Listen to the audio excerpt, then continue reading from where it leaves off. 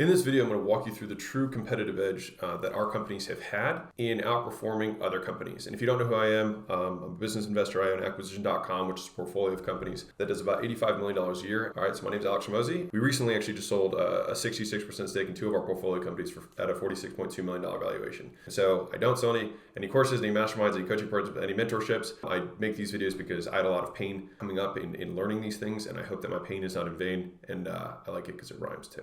What I want to show you is probably one of the most important questions that you have to answer that will ultimately inform your ability to compete within the marketplace. There are kind of two schools of thought around business, right? You've got the kind of brain side, there's my brain, and then you've got kind of the heart side of business. And the heart side is typically ignored because this one is very quantifiable and this one is not. But the thing is that I would make the argument, and Layla and I would both make the argument, that this side, even though it may sound touchy-feely, is actually the more important side. And I'll give you a couple of examples before I give you some tactics around this. So when you've seen like Remember the Titans, or when you see a new coach come into a football team, the actual strategy of the football game hasn't fundamentally changed. The rules of the game are the same, and typically the strategy of the team doesn't overarchingly change either. They just actually do it better. And so the doing it better and the higher output from each person a lot of times is not like 20% more. A lot of times you can get 2 times, 4 times, 8 times more out of the same people because they believe in what they are doing. And so the thing is that that might sound like one of these motivational videos of like, you have to watch Remember the Titans together and then everyone's kumbaya, but there's actually the real conversations that have to occur in order to make the business grow. And so there's lots of core questions that inform the heart decisions of the company. And so I want to focus today on just one of them, right? And so I'll give you an example of some of them. So it's like, why do we exist? That is a very important question that you have to answer, and it has to be answered well. How do we behave? What are our values? Is an example of a question that matters a lot. Who is in charge, right? During what decisions? Who does what? Those are all important questions. But the one I want to focus on is the second one that I mentioned, which is how do we behave? The reason that this is so important is that it's one thing to know where you're going, but it's another thing to know how you're going to get there. And so this is just as true in business partnerships and marriage in terms of what you want to have happen and how you want to get there as it is in business, okay? And so what I want to do is actually just walk you through the 3 values that we have at acquisition.com and why we believe them. And so from an overarching perspective, the way to come to values is to look at what are the non-negotiables, okay? And so what I mean by that is, and every company is different because the core thing about values is that they have to be things that are true and innate to you, right? Like for example, at Southwest, have fun is one of their core values. And if someone does not want to have fun or does not believe in the processes that they do to have a good time, then that is a non-negotiable for them. That person cannot work at that company. It is a fireable offense. And so these are not aspirational. These are not things that you would like to have. These are things that are core to who you are as a person and as a team. All right. And so when you decide on these non-negotiables, they are by their very nature non-negotiable, which means that you hire based on these, you fire based on these. And these are the core spirit of the team. And some of the mistakes that I see when people make values is that one, they don't draw the line in the sand. And so one of the core things about a value is that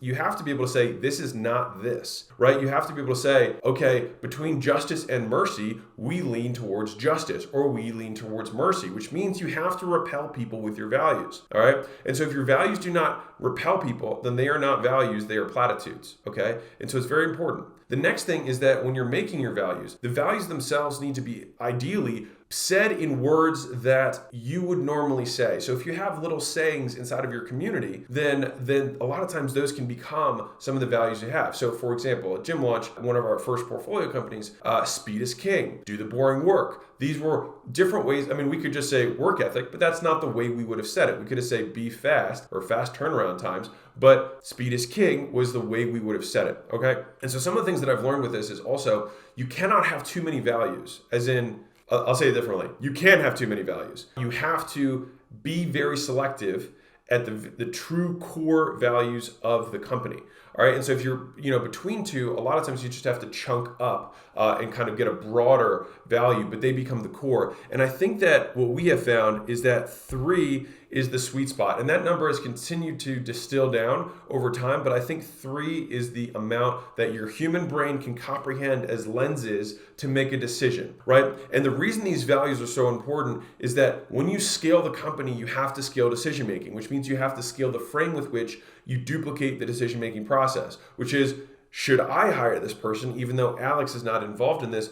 Do they align with the core values? And the more stringent the values, the easier it is to have a black and white example of, I think this person meets 2 out of the 3 or 1 out of 3, but we only accept 3 out of 3. And I will tell you this as an additional point. If you have core values in the business, I would relay them to all aspects of your life. If you would not do business with someone for a decade, do not do business with them for a day. It's one of the Navalisms that I like a lot. And so if you don't want to deal with this client for a decade, don't deal with them for a day. If you wouldn't deal with this employee for a decade, don't deal with them for a day. You have to, and the extent to which you hold your line of intolerance around these truly non-negotiables will dictate the health of the organization. And if you make these non-negotiables and realize that there are people in your organization, in your client base, that do not ascribe to these, then you must make the changes to fix it. And that is the pruning of the tree that will ultimately grow the tree. All right. These are the short-term pains for the long-term gains.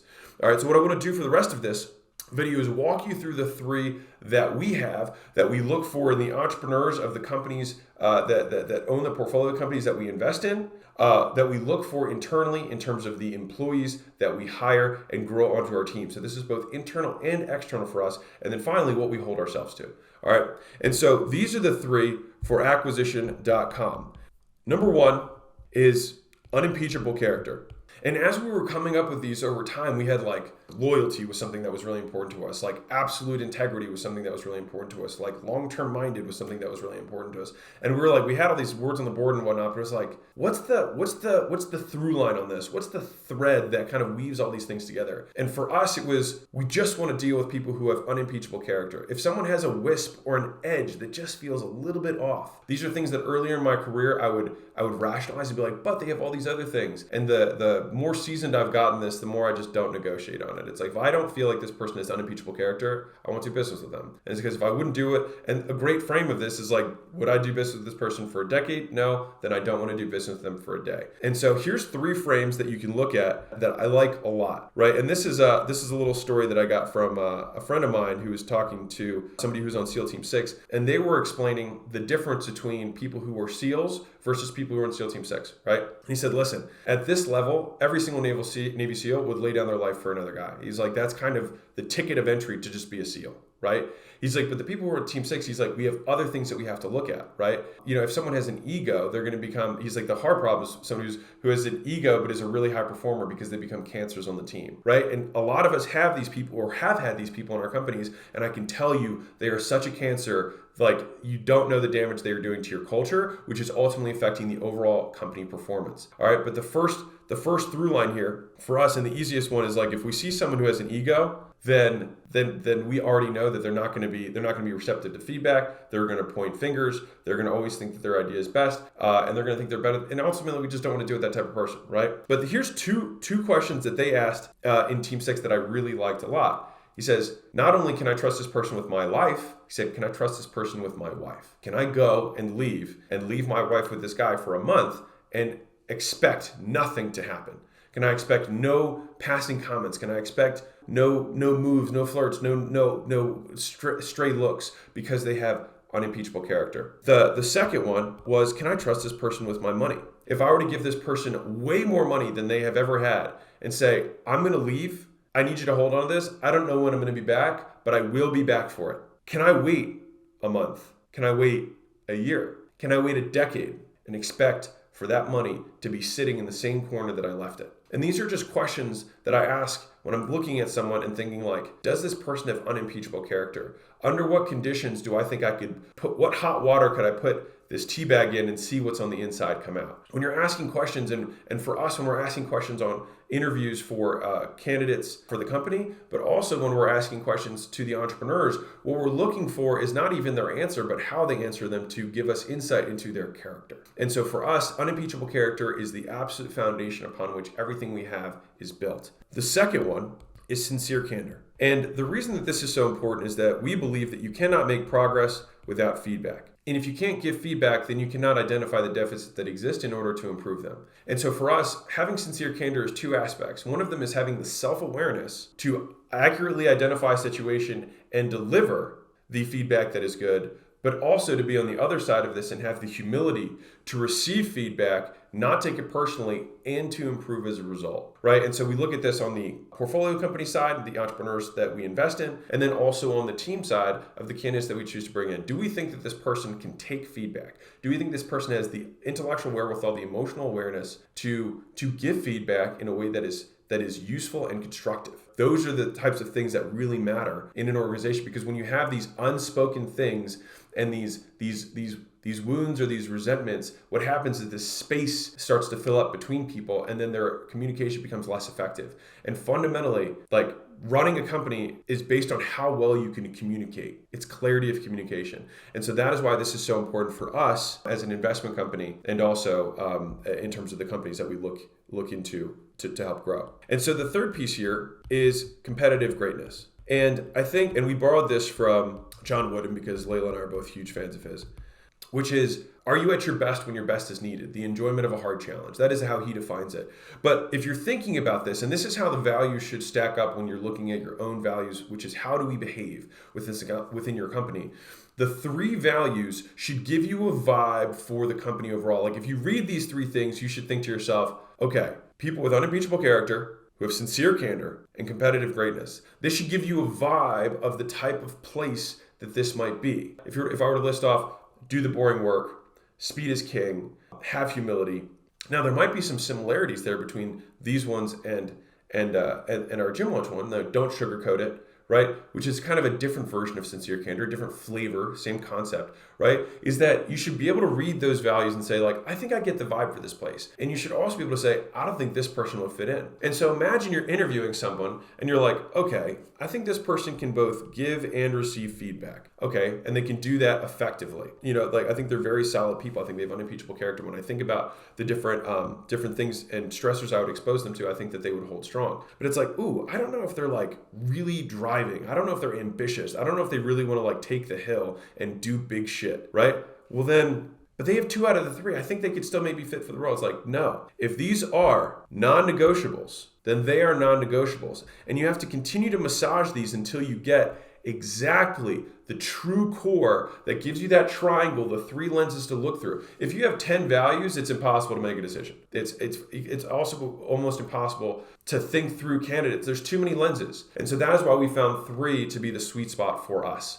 And look at a different one. Let's say you've got somebody who's competitively great, super ambitious, super hard charging, right? Can accept and give feedback, but you don't think their character's there. Like, you think if things got hard, they would revert to something different. Then that's somebody that you don't want on the team, because things are going to be hard in the future. That's a virtual guarantee that within business, things will get hard. And so you're just predicting what's going to happen in the future and just avoiding the landmine. And so what I've also learned as a tangible side note is that a lot of times success in business is just making fewer mistakes. It's trying to avoid the dumb decisions, trying to avoid the people that are going to become cancers in your company, more than it's making very smart moves. A lot of times, the level of activity continues to decrease as we've weathered and scaled our portfolio. But I think the skill with which we execute the things has improved because we are just more deliberate, and we still make plenty of mistakes, but we try to make fewer of the dumb ones over time. This video is for making the values within your business. What are the things that you stand for? What are the non-negotiables when you're with the company? What are the things that you want all of your clients to adhere to? What are the things that you want all of your team to adhere to? And what are the lenses that we can use to truly draw a line in the sand and say, this person does not fit in? And if most people don't fit to the non-negotiables that you have,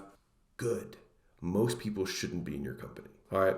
So lots of love. Mosey Nation, if you're new, welcome. I make these videos because I went through a lot of pain and suffering to try and figure this stuff out. And I hope that pain is not in vain. Lots of people are broke. Don't want you to be one of them. Enjoy the next video. Bye.